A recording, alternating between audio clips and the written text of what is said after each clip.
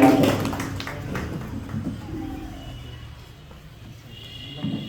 सम्मानित आज की गोष्ठी के अध्यक्ष श्रद्धेय श्री गणेश कुशवाहा जी, यहाँ उपस्थित हम लोग के बड़े भाई समाजवादी चिंतक श्रद्धेय श्री अरुण कुमार श्रीवास्तव जी, मंच पर उपस्थित आदरणीय उदय बाबू, यहाँ उपस्थित संचालक भाई रविंदर जी और तमाम यहाँ के उपस्थित साथियों, मैं तो अरुण जी से कह के क्या था कि मैं सुनने जा रहा हूँ।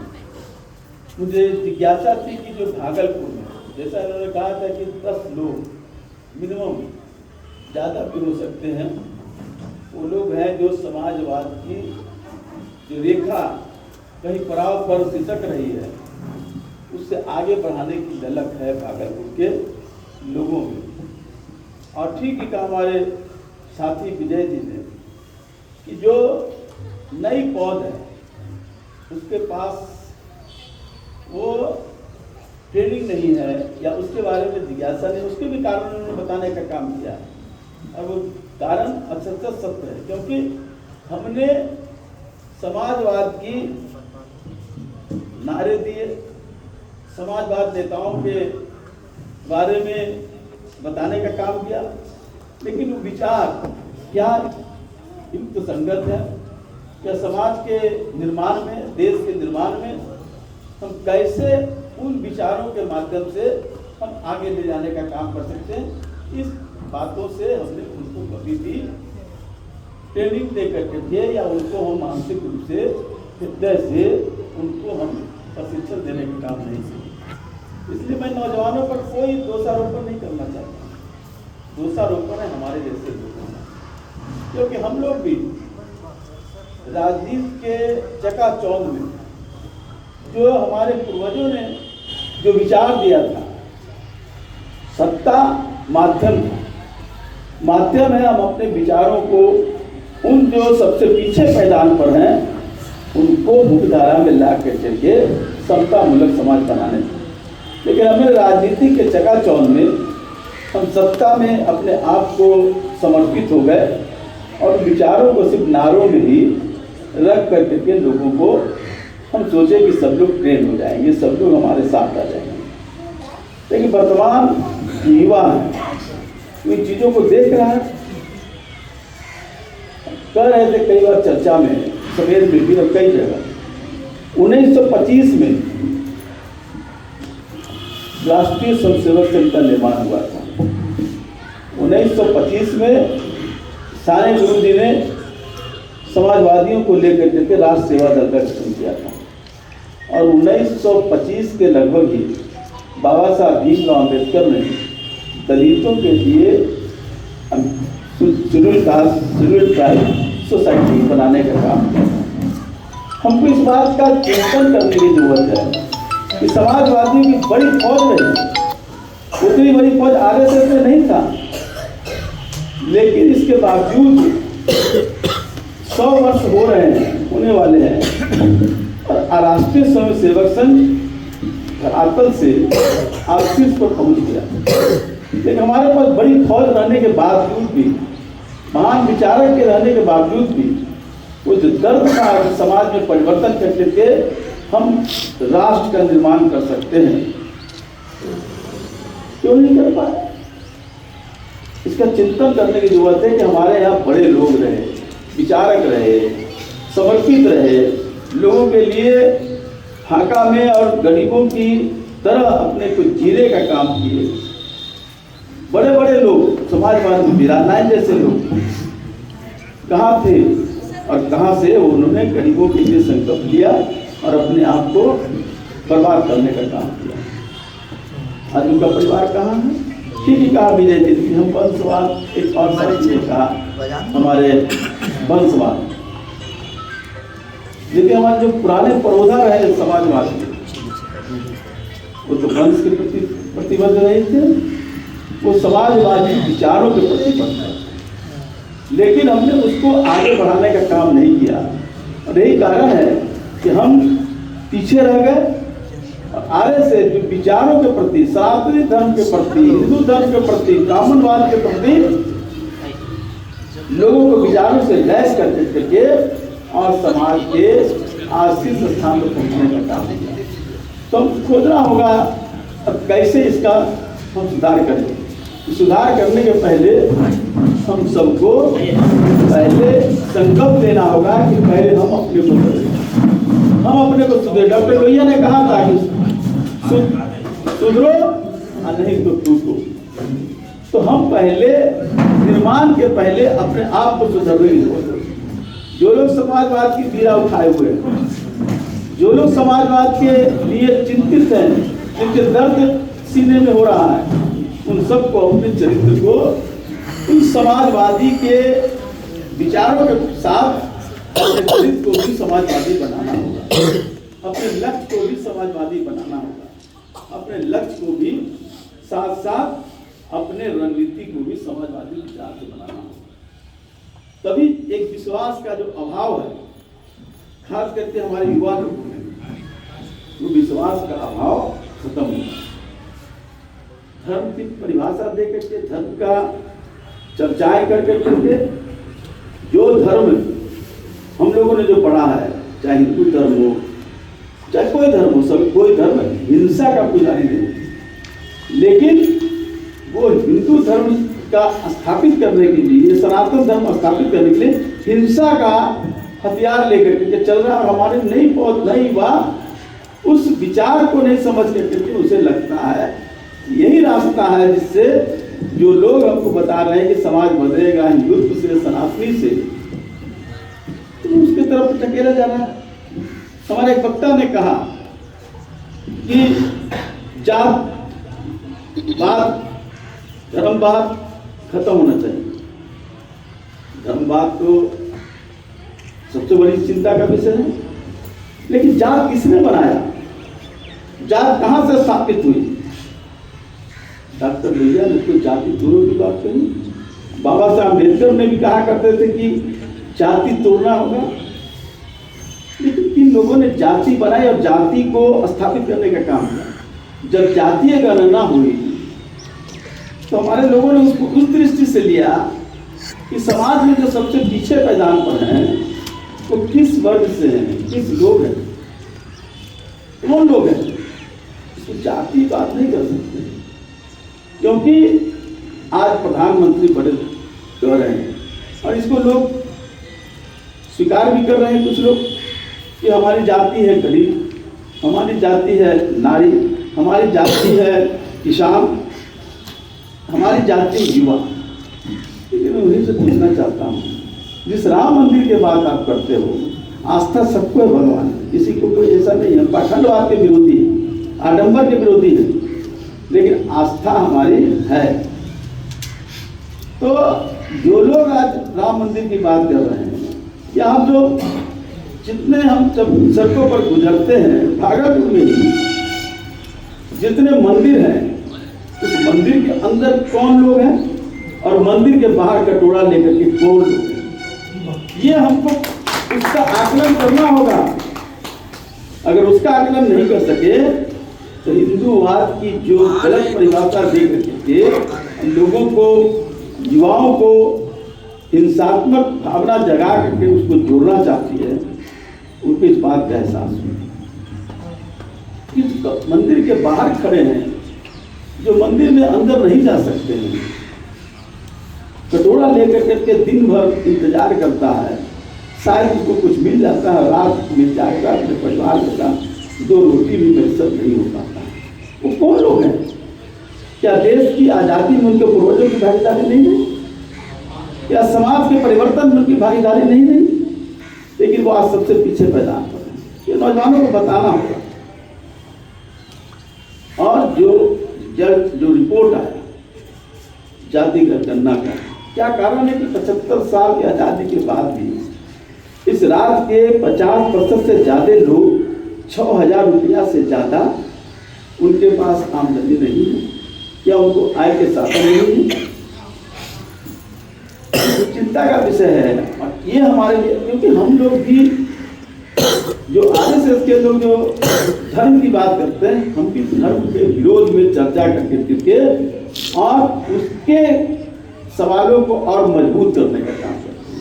हमको सवाल उठाना चाहिए भय का, भूख का, समानता का।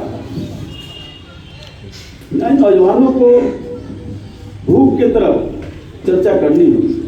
ठीक है, क्या एक साथी ने किसी ने 80 करोड़ लोगों को हम 5 किलो अनाज मुफ्त में देने का काम किया और उसके लिए प्रशंसा भी हो रही है। हमारे नौजवान भी करते हैं, तो समाजवादी परिवार के जो नौजवान वो कहते हैं 80 करोड़ तो लोगों को अनाज तो दे रहे हैं। लेकिन मैं जानना चाहता हूँ, जो लोग इस बात को कह रहे हैं, कहा जा रहा है कि देश विश्व गुरु बनने वाला है। इस देश की आर्थिक स्थिति 3 टर्मिनल में आ गया है। एक तरफ 80 करोड़ लोग भूखे, समाज के सबसे नीचे पैदान पर, और एक तरफ आप कह रहे हैं कि देश विश्व गुरु बनने वाला है। दोनों चीज नहीं हो सकता, न हंसना और गाल फुलाना, ये दोनों वाली बात हो गई। हम अगर गरीब हैं तो हमारे पास ये नीति होना चाहिए, बांटना नहीं, बल्कि उनको कैसे इतनी आर्थिक मजबूत बनाए कि हम उसको स्वावलंबी बन सके।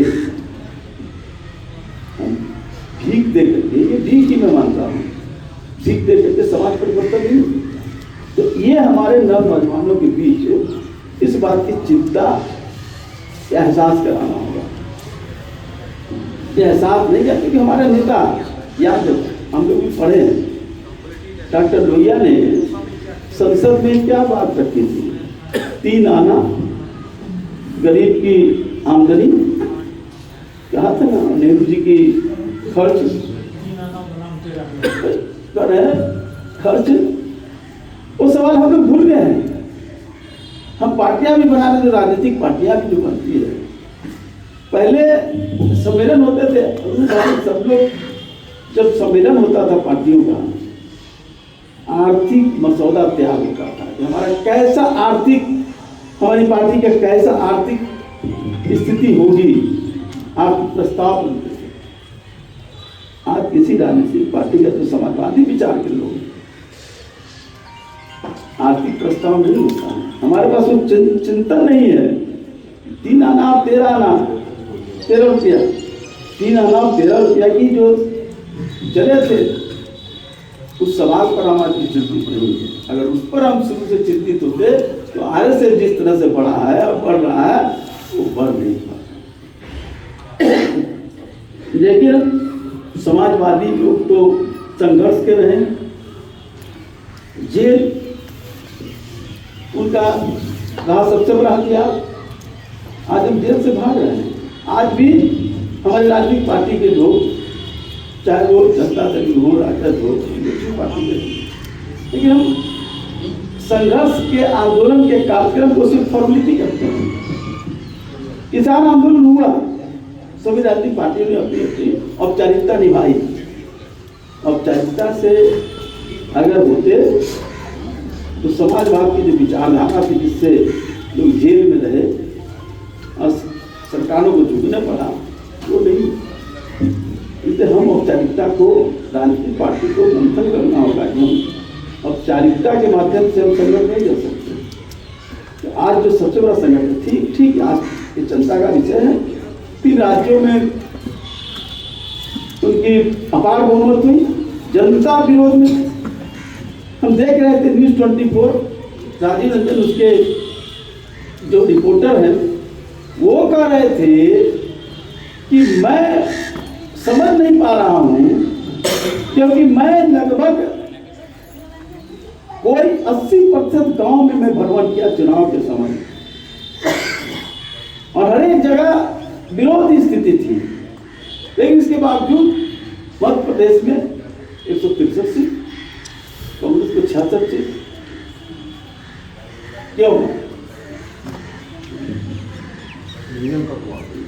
ईवीएम का है, एक के साथ साथ हम ईवीएम पर खाली, जैसा अर्जुन भाई करते हैं, ईवीएम भी है एक बड़ा सवाल। लेकिन ईवीएम से बड़ा सवाल है विश्वास का अभाव, और वो विश्वास का अभाव है हम जो कार्यक्रम देते हैं उस पर 3 लोगों का विश्वास नहीं है। उनका जो विश्वास होता, उनका जो कार्यक्रम होता है वो विश्वास के लायक हो जाता है। बिहार में भी नारी सशक्तिकरण के लिए हमारी सरकार ने कई योजनाएं बना रही है। क्या कारण है कि हमारी सरकार के जो उपचुनाव हुए तो उसमें हार गए? कई जगह गोपालगंज हारे, पूर्वी हारे, और कई जगह तारापुर हारे, स्थान हारे। सरकार की योजना है बहुत कल्याणकारी। हम दलित तो तमिल योजना चलाते हैं, नारी सशक्तिकरण योजना चलाते हैं, कन्या विवाह योजना चलाते हैं, जो लाठी को जो शिवराज सिंह चौहान चलाते हैं। तो हमारे योजनाओं का लाभ क्यों नहीं एक विश्वास का वातावरण बन रहा है? ये चिंता का विषय है। और वो चिंता इसलिए है कि जो हमारी जो युवा पौध है समाजवाद का विचारों का, वो चाहते हैं कि समाजवाद बने। ये मुझे विश्वास करना है। तो पहले विश्वास करना होगा, विश्वास के साथ साथ उनको इस तरह का प्रशिक्षण भी देना होगा और समाज के सही तस्वीर से उनको अवगत कराना होगा कि किस तरह हमारे लोग जीवन व्यतीत कर रहे हैं और किस तरह बड़े लोग जीवन व्यतीत कर रहे हैं, दोनों से अवगत कराना होगा। जब तक उनके मन में उन लोगों के प्रति दर्द नहीं आएगा, हम समाजवाद के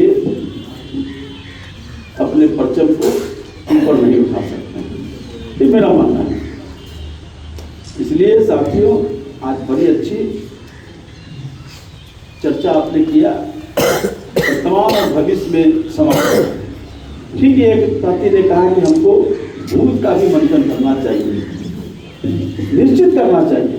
हमारे पूर्वजों ने समाजवाद की परिभाषा सिखाई, उनको लैस किया, उसमें कितना हम आगे बढ़ा पाए और कितनी कमी रह गई, और उसके साथ साथ वर्तमान में आज किस तरह की समस्या है।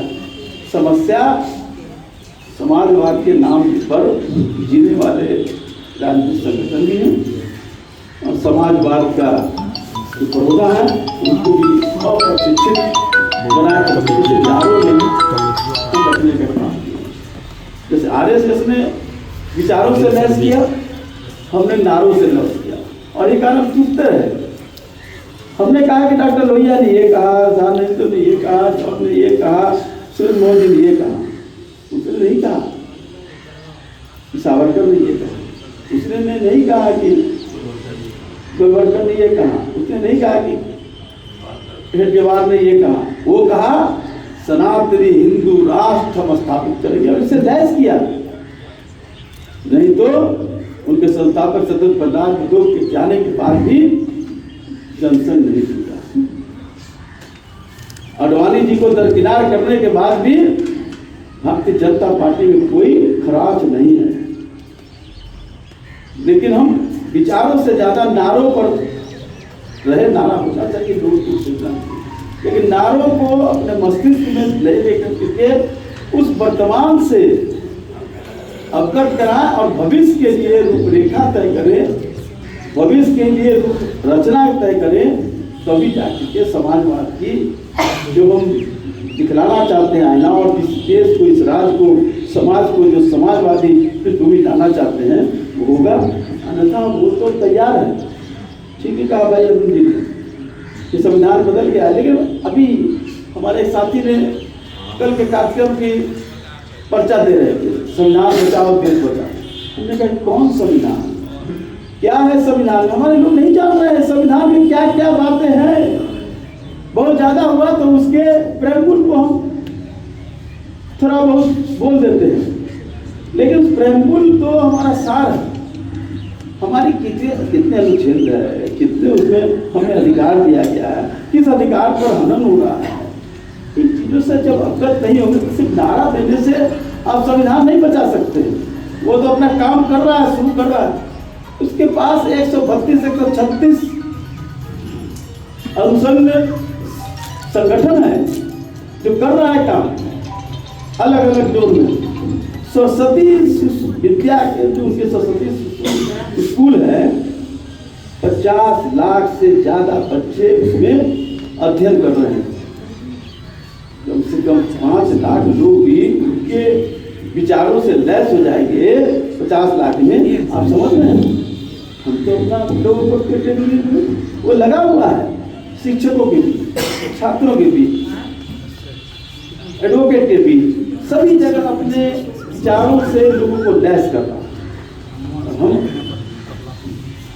2024 तो एक है हमारे सामने, लेकिन 2024 की से ज्यादा हम अपने विचारों को अगर स्थापित करके कि अपने मन में गुस्सा नहीं ला पाए वर्तमान के सवाल पर, और भविष्य के लिए अगर रणनीति नहीं बना पाए और भविष्य के लिए कोई संघर्ष की बुनियाद नहीं करा पाए तो कर पाए, तो 2024 में अपनी सरकार भी बन जाए तो नहीं होगा। क्या कारण है? हम लोग 74 मूवमेंट में थे, कई लोग यहाँ हमारे साथी जेल में गए, जेल में हम लोग गए, क्या था आंदोलन का? हम लोग पटना से शुरू किए थे,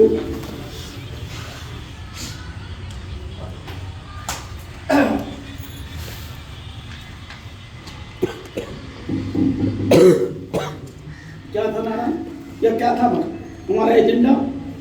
शिक्षा में आमूल परिवर्तन करेंगे। था कोई पहला था शिक्षा में आमूल परिवर्तन करेंगे। हम भ्रष्टाचार को मिटाने का काम करेंगे। सब लोग आए, 74 मूवमेंट के ही लोगों ने देश के किसी भी राज्य हो या केंद्र में हो, सारे लोगों ने सत्ता में भागीदारी की। हमारे जो मुद्दे थे तो मुद्दे स्थापित हो पाए। कैसे विश्वास होगा? कैसे विश्वास होगा? मुद्दे से भटक गए। जब हम मुद्दे से भटक गए तो विश्वास का जो बड़ा खाई बना है अविश्वास का, उसके लिए काम भी, और ये काम होगा आप जैसे लोग। हम तो सिर्फ देखने आए थे, सुनने आए थे। हमारे अध्यक्ष जनता जिन्हें कहा था कि जाइए जरा समझिए कौन लोग हैं। हम चाहेंगे कि जो नई पहुंच है यूनिवर्सिटी से आज छात्र भी है या छात्र जो यूनिवर्सिटी में पढ़ते हैं, कहाँ से वो विचारों से लैस हैं। हमने तो परीक्षा में चोरी के खिलाफ आंदोलन किया था। आज क्या हो रहा है? आज शिक्षक संघ हड़ताल पर जाने के लिए तैयार है, राजनीतिक पार्टी उनको मदद करने के लिए तैयार है। क्या है?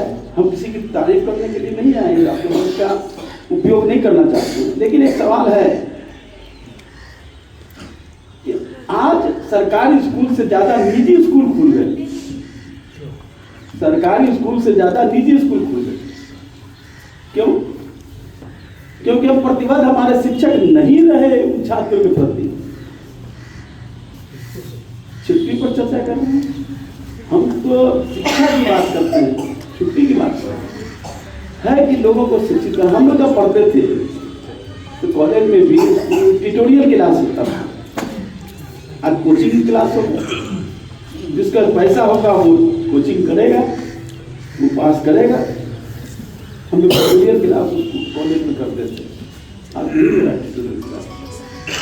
और फिर आंदोलन भी करना चाहते हैं, और हम जैसे लोग उनका सही मदद भी करते हैं। नहीं ठीक है, आप कर दें। घंटे की कम हो गया हमारा घंटे का। शिक्षक तो हमारा सबसे बड़ा आराध्य है भगवान के बाद। कहाँ क्या कि गुरु बोली दो घरे काफी लागू पाए। वो गुरु अगर अपने गुरु तो होता है समाज के लिए अपनी समर्पण कर देता है। हाँ, अपने लिए संघर्ष कर रहे हैं, और हमारे जैसे राजनीतिक पार्टी के लोग पीछे पीछे है। वोट कुछ तब ना होगा जब समाज बदलेगा। सरकार बन जाएगी तो उससे क्या बहुत बड़ा फायदा होगा। लेकिन साथ ही बड़ा आज चिंता का विषय है, और हमें बड़ा अच्छा लगा। बहुत सारे साथी ने अपनी अपनी बात कही है। मैं कोशिश करूंगा और आपसे आराधना भी करूंगा कि जब हम छात्रों का, नौजवानों का कुछ हम निकाल करके ट्रेनिंग देना चाहें, आप जैसे लोगों का उपयोग करना चाहेंगे, आप उसमें पूरा पूरा सहयोग करेंगे। मेरी ऐसी अपेक्षा है, क्योंकि नई पौध खत्म हो गया है। नई पौध आप देख ही रहे कि किस तरह, और आरएसएस अपना बढ़ा रहा लगता है ना कि 50 लाख लोग केंद्र पढ़ते हैं, और 5 लाख तो निश्चित, 5 लाख नहीं 1 ही लाख अगर उसके देश में प्रशिक्षित जो छात्र निकलेंगे तो उसके विचार फैलेंगे कि नहीं फैलेंगे। हमारे लोग विभ्रमित होकर के उनके साथ है कि नहीं, और कौन लोग हैं उनके यहाँ जो पढ़ रहे हैं, उनका बदमाशी के अंदर चल रहा है आदिवासियों के बीच। आदिवासी लोग कहा गया कि भूखे भजन न होई गोपाला, वो आदिवासी ट्राइबल जो पेड़ के नीचे रहता है भूखे रहना, अगर उसको कुछ धन दे करके कुछ अनाज दे करके उसको विभ्रमित करता है तो वो तो पहले अपना पेट देखना चाहता है, विचार से कहाँ बहस होगा। विचार से बहस करने के लिए हमको वो चिंता, उसकी जो समस्या होती है समाधान करना होगा। तो साथियों, मेरी बातों से अगर कष्ट हुआ हो, कुछ परेशानी हुई हो, तो अपनी ओर से आप सबकी क्षमा मांगता हूँ और पुनः आग्रह करना चाहूँगा कि समय बहुत कम है। 2024 को मैं नहीं इंगित कर रहा हूँ, 2024 तक राजनीतिक चले गए रहेंगे। समय इसलिए कम है, आने वाले समय सिर्फ संविधान बदलने की बात नहीं है। वो सरकार बदलना चाहते हैं, हम देश बदलना चाहते हैं। वो सरकार बदल दी, हमने देश नहीं बदला। तो देश बदलना है तो नई पौध को हमको पूरे रूप से, मानसिक रूप से मजबूत करके और उसको संघर्ष की बुनियाद में खड़ा करना हो, तभी जाकर के। और हम इसमें आप जैसे लोगों की बहुत सहयोग की जरूरत है। आप भागलपुर तक सीमित नहीं रहिए, हम लोग करेंगे आप लोग का उपयोग, लेकिन आप लोग उसमें जरूर अपनी उपस्थिति दर्ज करने का काम करेंगे। इन्हीं चंद शब्दों के साथ आप सबको बहुत बहुत धन्यवाद। जय समाज।